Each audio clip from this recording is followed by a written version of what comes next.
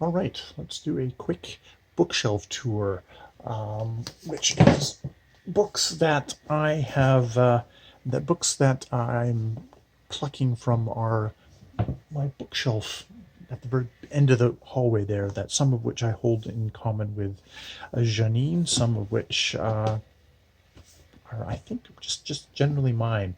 Um, First person, Nancy Farmer, The Sea of Trolls, which I think I remember. Jack was 11 when berserkers loomed out of the fog and nabbed him. It seemed that things are stirring across the water, the bard had warned. Ships are being built, swords are being forged. Is that bad? Jack had asked.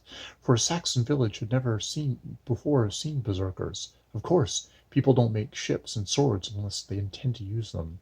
The year is AD 793. In the next months, Jack and his little sister Lucy are enslaved by Olaf Onebrow and his fierce young shipmate Thorgil.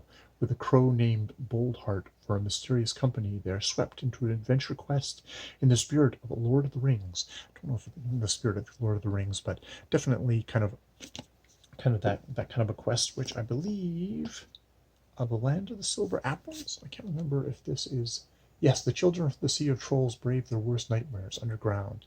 I don't know if I actually read this one. I think I just picked this one up as the kind of continuation of that. And then there's the Health of the Scorpion, which I think is much more kind of biotech stuff. Yes, yeah.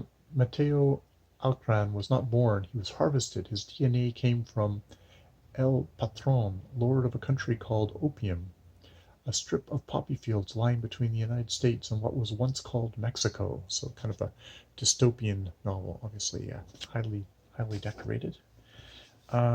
Jonathan Stroud, who I know from The Amulet of Samarkand and other books. I think this is. I can't remember if Buried Friar. God, I can't remember anything about Buried Friar. Uh, Yeah, when Michael McIntyre staggers home, red-eyed and disoriented, his family thinks he is suffering from sunstroke. No one realizes that Michael has unwittingly released a powerful evil force that will gradually engulf them all. Are the fragile bonds that hold the McIntyre family together strong enough to resist the nightmare creature at the heart of the evil? I can't remember anything about this book, but yes. And then we get on to my Garth Nix collection, which is starts off with the Old Kingdom series, of which I really love the first at least three books: Sabriel,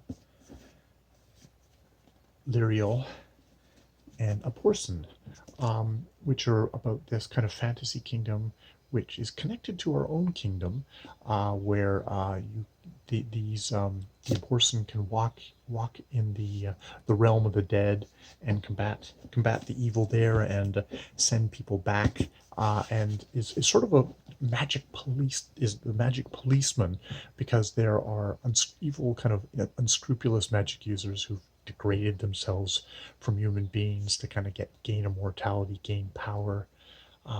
Yeah, yeah, it's a good series. Unfortunately, I think Garth Nix goes along in that series a little too long. Um, Across the Wall is like there's a novella in there about it, which is okay. Then we get into kind of the prequels, sequels stuff that I'm not nearly as fond of, but that original series is really interesting. Um, this is a collection of, I think it's short stories, Shade's Children.